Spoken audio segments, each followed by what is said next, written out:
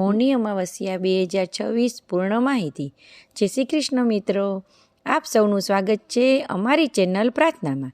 મિત્રો, હિન્દુ ધર્મમાં અમુક દિવસો એવા હોય છે જે જીવનની દિશા બદલાવી નાખે છે। આવો જ એક અત્યંત પવિત્ર અને મહાન દિવસ છે મૌની અમાવસ્યા।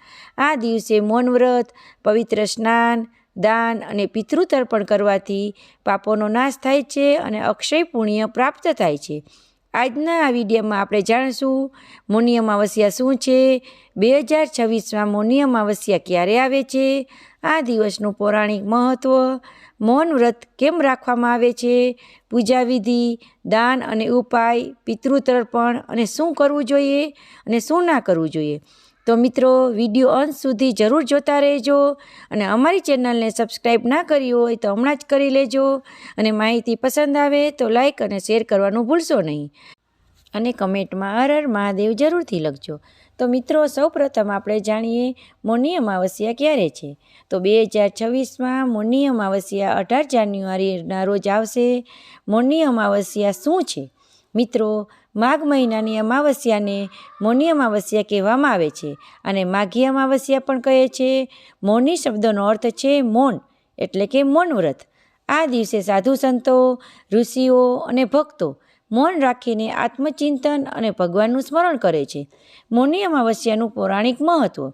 પૌરાણિક માન્યતાઓ મુજબ ભગવાન મનુએ આ દિવસે મૌન વ્રત રાખીને ઘોર તપસ્યા કરી હતી, એટલે આ અમાવસ્યાને મૌની અમાવસ્યા કહેવામાં આવી।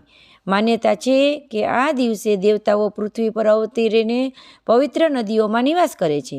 મહાભારત અને પુરાણોમાં જણાવાયું છે કે મૌની અમાવસ્યાના દિવસે કરાયેલું દાન 100 વર્ષના દાન જેટલું પુણ્ય આપે છે।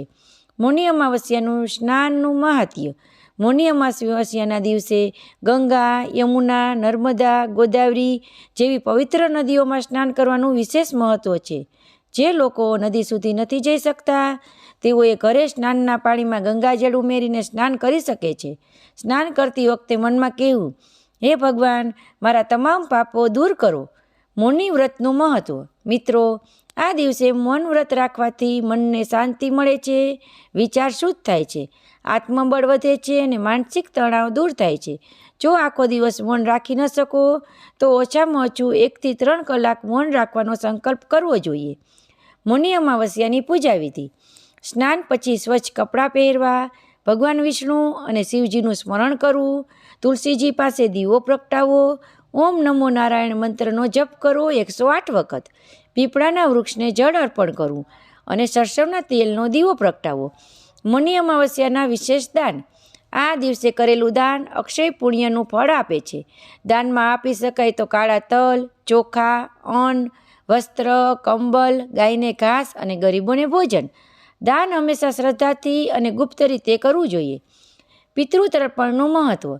મૌની અમાવસ્યા પિતૃઓ માટે અત્યંત શુભ છે। આ દિવસે પિતૃતર્પણ, બ્રાહ્મણોને ભોજન, ગરીબોને અન્નદાન કરવાથી પિતૃદોષ શાંત થાય છે અને ઘરમાં કલ્યાણ થાય છે। મૌની અમાવસ્યાના દિવસે શું કરવું ના જોઈએ? તો આ દિવસે ખોટું બોલવું ના જોઈએ, ઝઘડો ન કરવો જોઈએ, માંસ મદિરા ન લેવા જોઈએ, અપશબ્દ ન બોલવા જોઈએ અને અહંકાર ન કરવો જોઈએ। મૌની અમાવસ્યાનું ફળ શું મળે છે? પાપ નાશ થાય છે અને મનને શાંતિ મળે છે, પિતૃકૃપા થાય છે, ધન અને સુખમાં વધારો થાય છે અને આધ્યાત્મિક પ્રગતિ મળે છે। મિત્રો, મૌની અમાવસ્યા માત્ર એક તહેવાર નથી, પરંતુ આત્મશુદ્ધિ અને સંયમનો દિવસ છે। જો તમને આ માહિતી ઉપયોગી લાગી હોય તો વિડીયોને લાઈક કરો અને ચેનલને સબસ્ક્રાઈબ કરો અને કમેન્ટમાં જય વિષ્ણુ ભગવાન જરૂરથી લખો। આવી જ ધાર્મિક માહિતી માટે પ્રાર્થના ચેનલ સાથે જોડાયેલા રહેજો। જય શ્રી હરિ, જય શ્રી કૃષ્ણ।